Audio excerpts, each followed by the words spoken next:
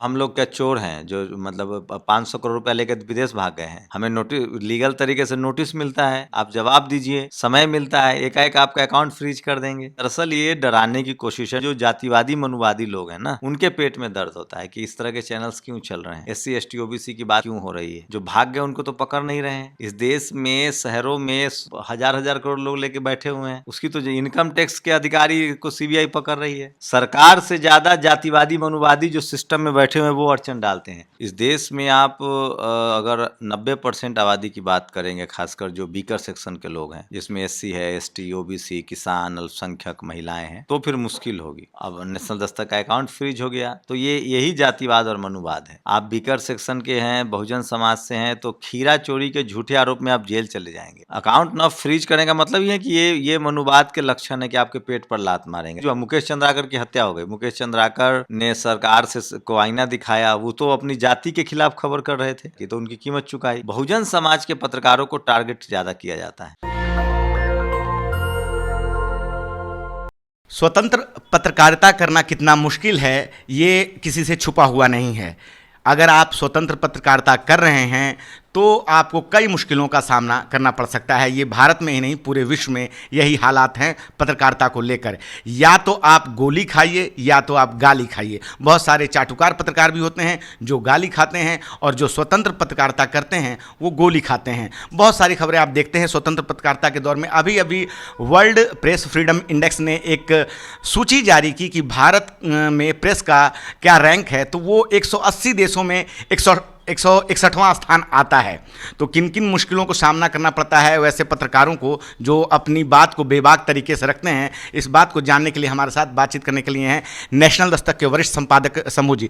समू जी, क्या कहना चाहेंगे जिस प्रकार से स्वतंत्र पत्रकारिता को लेकर हमेशा से मुश्किलों का सामना करना पड़ता है और नेशनल दस्तक का भी अकाउंट अभी फ्रीज कर दिया है सरकार ने? देखिए, स्वतंत्र पत्रकारिता तो स्वतंत्र ही होती है। भारत में जो मीडिया हाउसेस हैं वो एक जाति विशेष का अड्डा है, और उससे अलग इस देश में आप अगर 90% आबादी की बात करेंगे, खासकर जो वीकर सेक्शन के लोग हैं, जिसमें SC है, ST OBC, किसान, अल्पसंख्यक, महिलाएं हैं, तो फिर मुश्किल होगी। और इसलिए हम लोग चूँकि सरकार से भी सवाल पूछ रहे हैं, अब सरकार जिसकी भी होगी उसी से सवाल। रोड नहीं बना तो किससे पूछा जाए, अस्पताल नहीं बना तो किससे पूछा जाए, आरक्षण खत्म हो रहा है तो किससे पूछा जाए। तो सरकार को भी समस्या है, और सरकार के बहुत सारे नाक, दांत, आँख, कान होते हैं।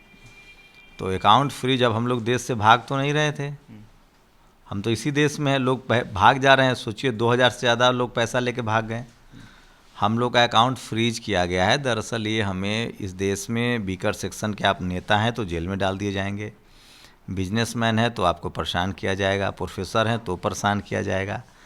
आप वीकर सेक्शन के हैं, बहुजन समाज से हैं, तो खीरा चोरी के झूठे आरोप में आप जेल चले जाएंगे। बाकी लोग हीरा। तो ये जाति प्रधान देश है, और इसमें जब तक 90% लोग अपने संवैधानिक अधिकार के लिए नहीं बोलेंगे तब तक ये सब आपको झेलना पड़ेगा। यहाँ तो लालू यादव को जेल में डाल दिया गया, मायावती जी पर आय से अधिक संपत्ति का केस चला, मुलायम सिंह यादव पर चला, शिबू सोरेन को जेल में डाल दिया गया, अभी हेमंत सोरेन को जमानत मिली है, अब नेशनल दस्तक का अकाउंट फ्रीज हो गया। तो यही जातिवाद और मनुवाद है। सर, ऐसा देखा गया है कि अभी जब कुछ समय पहले लोकसभा के चुनाव हो रहे थे तो उस दौरान भी नेशनल दस्तक को नोटिस आया था, और अभी दिल्ली चुनाव चल रहे हैं। तो क्या कुछ ऐसा चुनाव के समय जानबूझकर जो है ध्यान भटकाने के लिए आप लोगों की, ताकि सही से काम न कर सकें जो एक सही खबरें हैं, क्या उस कारण ऐसा हो रहा है? मुझे नहीं लगता, पता नहीं, अब वो तो जो करने वाले लोग हैं वो जाने वो किसके दबाव में है। लेकिन इतना मैं जानता हूँ कि अभी BBC पर भी रेड हुई थी, कहा गया कि सर्वे कर रहे हैं। हम लोग तो 5 साल से सारे सवालों का जवाब दे रहे हैं इनकम टैक्स का। एकाएक अकाउंट क्यों फ्रीज किया गया? मैं तो विदेश नहीं जा रहा हूँ, मैं तो अमेरिका नहीं भाग रहा हूँ, मैं तो लंदन नहीं भाग रहा हूँ। अकाउंट ना फ्रीज करने का मतलब ये है कि ये मनुवाद के लक्षण है कि आपके पेट पर लात मारेंगे, ताकि आपका रोज़ का खर्चा है चैनल में, रिपोर्टर्स जा रहे हैं, स्टाफ हैं, उनकी सैलरी देनी है, ऑफिस का खर्चा है, बिजली है, इंटरनेट है, पानी है, सब खर्चे हैं। तो यही, पहले तो इस देश के SC ST OBC किसान अल्पसंख्यक के पास कोई मीडिया हाउस नहीं है। इस समाज में पत्रकार भी नहीं है। अब सोशल मीडिया एक्स की वजह से, यूट्यूब की वजह से लोग पत्रकारिता कर रहे हैं, तो इनका अकाउंट फ्रीज कर दो। करेंगे क्या? चूँकि इस देश में न तो किसी भी पॉलिटिकल पार्टी जो बहुजन लीडरशिप वाली पार्टी है, सपा, बसपा, आरजेडी, जेडीयू को चंदा मिलता है, उसी तरह से तमाम बहुजन पत्रकारों को, बहुजन वेबसाइट्स को, बहुजन यूट्यूब चैनल्स को चंदा नहीं मिलता है, और ये पत्रकारिता भी नहीं कर सकते हैं। सरकार से तो बहुत सारे सवर्ण पत्रकार भी सवाल पूछते हैं, लेकिन उनका नहीं बंद होगा। तो ये पूरा मनुवाद का मॉडल है जो लागू किया जा रहा है। ये बहुजन समाज के लोगों को नेशनल दस्तक जैसे तमाम संस्थाओं के साथ खड़ा होना पड़ेगा। सर, अभी कुछ दिन पहले मुकेश चंद्राकर की भी हत्या हो गई थी, जब उन्होंने एक सड़क में भ्रष्टाचार के मामले को दिखाया, और अब नेशनल दस्तक को नोटिस आना, फिर अकाउंट फ्रीज होना। हालांकि कई बार मीडिया हाउसेस को एनडीटीवी पर भी कार्रवाई हुई थी, उसको आप कैसे देखते हैं? तो कार्रवाई एनडीटीवी पर तो एनडीटीवी का कहाँ अकाउंट फ्रीज हो गया? हो गया क्या? अकाउंट फ्रीज हुआ? मुकेश चंद्राकर की हत्या हो गई, मुकेश चंद्राकर ने सरकार से को आईना दिखाया, वो तो अपनी जाति के खिलाफ खबर कर रहे थे। उनका वो तो ठेकेदार उनके रिश्तेदार था, जाति का था, धर्म का भी था, तो भी उन्होंने पत्रकारिता की, तो उनकी कीमत चुकाई। तो सच्चा पत्रकार तो बहुजन पत्रकार ही होता है। बाकी लोग तो अपनी जाति देखते हैं, फिर पार्टी देखते हैं। तो एनडीटीवी का कब अकाउंट सीज हुआ है? मुझे तो नहीं जानकारी है। नहीं, अकाउंट सीज नहीं हुआ था उनका। एक कुछ ऐसा मामला था कि उनको भी जो है ब्लैक डे एक घोषित किया था उन लोगों ने, कि एनडीटीवी का एक मामला था ऐसा। हाँ, तो मैं क्या कह रहा हूँ, देखिए, लब्बो लुआब यही है कि जो मीडिया हाउसेस हैं, सवर्ण मीडिया हाउसेस, उनका कुछ नहीं होगा, सवर्ण पत्रकारों का कुछ नहीं होगा। बहुजन समाज के पत्रकारों को टारगेट ज़्यादा किया जाता है, बहुजन समाज के वहीं पत्रकार। लेकिन सरकार तो ये भी कहती है कि बहुत सारे नियम कानून जो है, जो चैनल ऐसे चला रहे हैं, उनको नियम ताक पे रख देते हैं, सही नियमों का पालन नहीं करते हैं। इसके कारण जो है डिपार्टमेंट अपना काम करता है, उसमें सरकार की कोई सहभागिता नहीं है। तो मतलब हम लोग क्या चोर हैं जो मतलब 500 करोड़ रुपया लेकर विदेश भाग गए हैं? हमें नोटिस, लीगल तरीके से नोटिस मिलता है, आप जवाब दीजिए, समय मिलता है, एकाएक आपका अकाउंट फ्रीज कर देंगे। मतलब है हम 100, 200, 500 करोड़ के चोर होंगे? मैं ये कह रहा हूँ, आप तथ्यों को समझिए। दरअसल ये डराने की कोशिश है। नोटिस भी आया था, ये अकाउंट सीज करना, ये सरकार क्या कर रही नहीं कर रही, लेकिन ये जो जातिवादी मनुवादी लोग हैं ना, उनके पेट में दर्द होता है कि इस तरह के चैनल्स क्यों चल रहे हैं, SC ST OBC की बात क्यों हो रही है। इसलिए इस तरह के फैसले आते हैं, इस तरह के कार्रवाइयाँ होती हैं।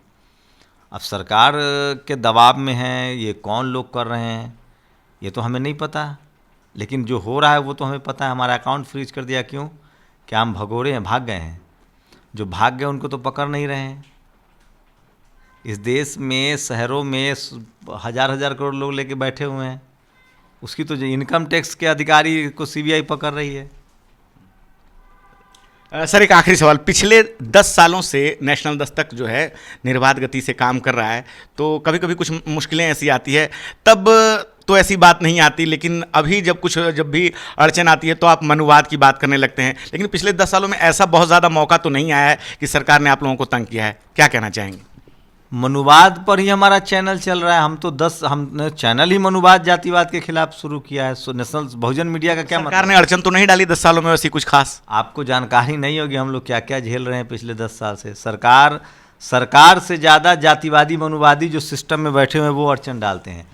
प्रोफेसर की भर्ती में, बहाली में नंबर कम दिया जाता है तो सरकार आती है, मंत्री जी आते हैं।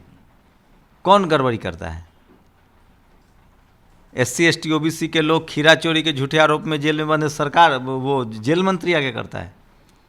इस देश में जो जातिवादी मनुवादी लोग बैठे हैं उनके दम पर वो सत्ता के दम पर ये सब कार्रवाई करते हैं। आप बताइए ना, किसी दलित बच्चे को मार दिया जाता है, वो सरकार मारने आती है? किसी का नंबर कम दिया जाता है कि अभी आप देखिए कैसे IIT बेंगलोर में 5,000 7,000 बच्चे IIT IIM से बाहर ड्रॉप आउट है, तो वो क्या सरकार करने आती है? MHRD मिनिस्टर करता है। जो जातिवादी मनुवादी सोच के लोग हैं वो इस तरह का काम करते हैं और उनको सह देते हैं इस सिस्टम में बैठे हुए लोग। जब तक डाइवर्स नहीं होगा, जब तक हर समाज के लोग सिस्टम में नहीं आएंगे, सब चलता रहेगा। क्या लगता है सर, ऐसे में कैसे आप लोग नेशनल दस्तक को रन करेंगे आगे? नेशनल दस्तक को लोग पसंद करते हैं, इतना लोग फॉलो करते हैं, लोग अपना कंट्रीब्यूशन देंगे, चलाएंगे हम लोग जैसे हो सकता है। लीगल लड़ाई लड़ रहे हैं, लड़ेंगे। आपने हमसे बात की सर, बहुत बहुत धन्यवाद। Thank you.